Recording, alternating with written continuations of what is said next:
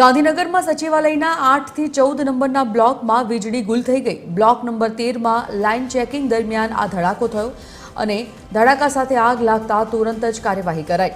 આગની ઘટનામાં 2 કર્મચારીઓને ઈજા પહોંચી છે। હાજર સ્ટાફે ફાયરની જાણ થતાં જ આગ કાબૂમાં લઈ લીધી છે। ધડાકાથી આસપાસની કચેરીના કર્મચારીઓ પણ બહાર દોડી આવ્યા।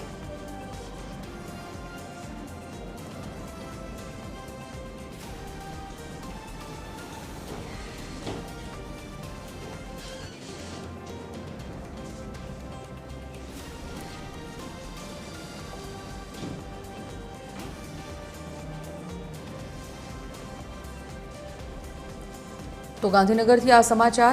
ગાંધીનગરમાં સચિવાલયના 8 થી 14 નંબરના બ્લોકમાં વીજળી ગુલ થઈ ગઈ હતી અને બ્લોક નંબર 13માં લાઇન ચેકિંગ દરમિયાન મોટો ધડાકો થયો હતો અને ત્યારબાદ આ આગ ભભૂકી ઉઠી હતી।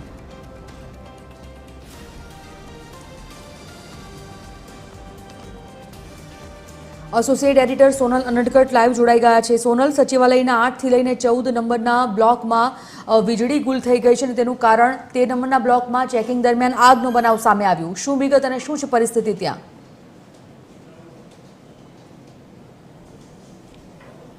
જી સંજુજી, અમે હાલ સચિવાલય ખાતે છીએ। મહત્વનું છે કે સચિવાલયમાં જે વીજળી વ્યવસ્થા છે, જે લાઇનની વ્યવસ્થા છે વીજળી લાઇનની, તે કેટલાક બ્લોક પૂરતી મર્યાદિત કરવામાં આવી છે। 8 થી 14 નંબરના જે બ્લોક છે તે એકબીજા સાથે જોડાયેલા છે અને તેની સાથે જ સ્વર્ણિમ સંકુલ 2 કે જ્યાં રાજ્યકક્ષાના મંત્રીઓ બેસે છે તેનું જે વીજ લાઇન છે તે પણ જોડાયેલી છે અને તેના પગલે જો વાત કરીએ તો બ્લોક નંબર 13, હાલ અમે બ્લોક નંબર 13 ખાતે છીએ। આના જે દ્રશ્યો છે તે હું આપને બતાવવા માંગીશ। જોઈ શકાય છે કે બ્લોક નંબર 13માં જે ઇલેક્ટ્રિક રૂમ છે ત્યાં આ એ જ ઇલેક્ટ્રિક રૂમ છે કે જ્યાં સવારે પણ સ્પાર્ક થયો હતો। ઇલેક્ટ્રિક શોર્ટ સર્કિટની ઘટના બની હતી જેમાં 2 કર્મચારીઓ દાઝ્યા હોવાની વાત પણ સામે આવી રહી છે। જો કે સત્તાવાર રીતે આ વાતની પુષ્ટિ થઈ નથી રહી, પરંતુ મહત્વનું છે કે આ શોર્ટ સર્કિટના કારણે 2 લોકો દાઝતા તેમને સારવાર માટે હોસ્પિટલ લઈ જવામાં આવ્યાની વાત સામે આવી રહી છે। અને ત્યારબાદ જો વાત કરીએ તો હાલના તબક્કે લગભગ અડધો કલાક પહેલાં વધુ એક વખત સ્પાર્ક થયો અંદર ઇલેક્ટ્રિક રૂમમાં અને તેના પગલે જે ઇલેક્ટ્રિક રૂમ છે તેમાં મેઇન લાઇન ક્યાં ફોલ્ટ છે તે ચેક કરવા માટે થઈ અને મુખ્ય લાઇન જે છે વીજ લાઇન તે બંધ કરવામાં આવી હતી અને તેના પગલે જે સચિવાલય છે તેમાં બ્લોક નંબર 8 થી 14 જોઈ શકાય છે અત્યારના દ્રશ્યો પણ આ બ્લોક નંબર 13ના જે સ્ટાફ છે તે પણ બારી ખોલી અને બહાર આવવા માટે મજબૂર થયો છે। અહીંયા તમામ જે બારીઓ છે તે સચિવાલયની બ્લોક જે નજીકમાં છે 13 નંબર 14 નંબર અને તેના જે બારીઓ છે તે ખોલી દેવામાં આવી છે। જે કર્મચારીઓ છે તેઓ ગરમીથી અકળાઈ અને નીચે ઉતરી આવ્યા છે। મહત્વનું છે કે અડધો કલાક પહેલાં આ ઘટના બની હતી અને જે સ્પાર્ક થયો છે તે ક્યાં થયો છે, કયા કારણથી થયો છે તે ચેક કરવા માટે થઈ અને મુખ્ય વીજ લાઇન બંધ કરવામાં આવી હતી અને ત્યારબાદ ચેકિંગ દરમિયાન વધુ એક વખત ધડાકો થયો હતો જેના કારણે આગ જેવી પરિસ્થિતિ સર્જાઈ હતી।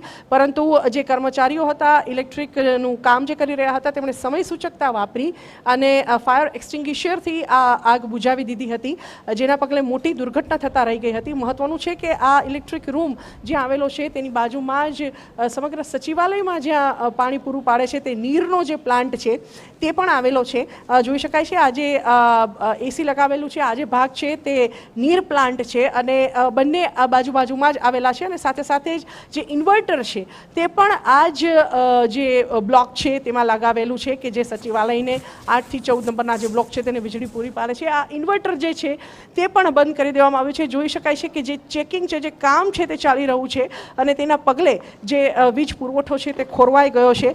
સવારે જે સ્પાર્ક થયો હતો તેના કારણે થઈ અને 2 લોકો દાઝ્યા હોવાની વાત સામે આવી રહી છે। હાલના તબક્કે જે વીજ લાઇન છે તેનો ફોલ્ટ શોધવાનો જે પ્રયાસ છે તે ચાલી રહ્યો છે અને તેના પગલે 8 થી 14 નંબરના જે બ્લોક છે તેમાં વીજળી ગુલ થઈ ગઈ છે। સાથે સાથે સ્વર્ણિમ સંકુલ 2 પણ આ લાઇન સાથે જોડાયેલું છે, જેના પગલે લાઇટ હાલ આ સ્વર્ણિમ સંકુલ 2 અને તેમજ 8 થી 14 નંબરના જે બ્લોક છે જેની વીજ લાઇન એકબીજા સાથે કનેક્ટેડ છે ત્યાંથી પાવર કટ કરવાની ફરજ જે છે તે પડી રહી છે, જેના પગલે કર્મચારીઓ અધિકારીઓ પણ અકળાયા છે અને તેઓ બહાર આવી ગયા છે। અને હાલ જે આ સ્થળ છે બ્લોક નંબર 13નો જે ઇલેક્ટ્રિક રૂમ છે અને સાથે સાથે જે ઇન્વર્ટર છે તમામનું જે સમારકામ છે તે કરવામાં આવી રહ્યું છે।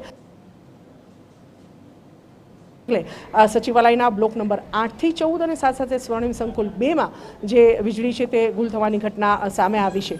અને આ ક્યારે વીજ ફોલ્ટ ક્લિયર થશે, ક્યાં સુધીમાં આ જે ઘટના છે તે પૂરી થશે તે હજી હાલના તબક્કે જાણી નથી શકાયું. પણ જે અધિકારીઓ છે, જે સમારકામ માટે ખાસ ઇલેક્ટ્રિક સ્ટાફ જે અહીંયા પહોંચ્યો છે, તેમનું કહેવું એવું છે કે જે જગ્યા છે તેનાથી દૂર રહેવા માટે પણ તેમના તરફથી વિનંતી કરવામાં આવી છે, કેમ કે ગમે ત્યારે હજુ પણ જે ઇલેક્ટ્રિક રૂમ છે ત્યાં ધડાકો થઈ શકે છે અથવા તો સ્પાર્ક થઈ શકે છે, ગમે તે ઘટના બની શકે છે, અનિચ્છનીય ઘટના ન બને તે માટે તેમના તરફથી લોકોને પણ અહીંથી દૂર રહેવાની જે વિનંતી છે તે કરવામાં આવી રહી છે. જી ધન્યવાદ સોનલ જાણકારી માટે.